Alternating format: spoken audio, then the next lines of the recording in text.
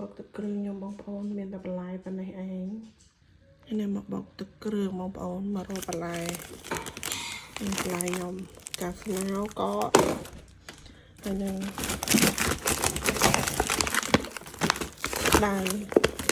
ដៃទិញយូរហើយបងប្អូននេះទិញតាំងពីយូរនេះក៏ដែរតែមករកត្រាប់លាវនេះហាក់គ្រឿងកកស្រុកគេមានតែបែបហ្នឹងឯងបងប្អូនណាត្រាប់លាវរួមបាយត្រាប់លាវកកបងប្អូនណាដាក់ខ្ចប់អញ្ចឹងឯងដើម្បីវាសាគុណភាពកុំឲ្យវាខូចបន្លែខ្ញុំបងប្អូនស្ដៅកកត្រាប់លាវកកកាស្នោកកនេះហៅតាពួកកកទាំងអស់ហើយកាស្នោកកដាក់ស្រោហើយហើយកកអញ្ចឹងតើយើងដាក់ស្រោមុនយើងញ៉ាំបានកកបងប្អូនចាប់តាមស្រោហើយ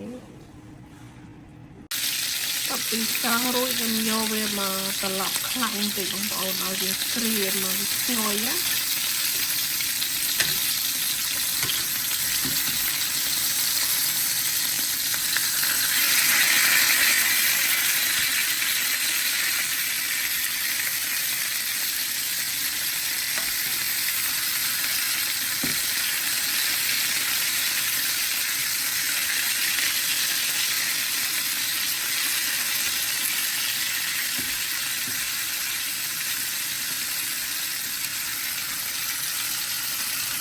បងប្អូនតបពីស្រោះរួចហើយខ្ញុំយកមកត្រឡប់ខ្លាញ់ដែរបងប្អូនពេលវាឈ្ងុយ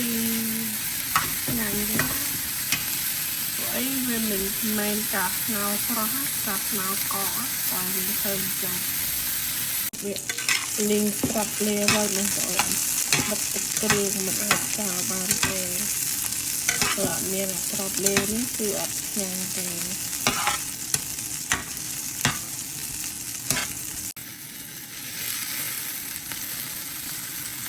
វាឆ្ងាញ់ប្រៃ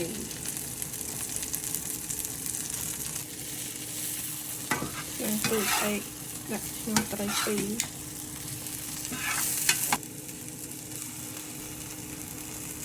ហើយបោកទឹកគ្រឿងខ្ញុំបងប្អូនមានតែបន្លែប៉ុណ្ណេះឯង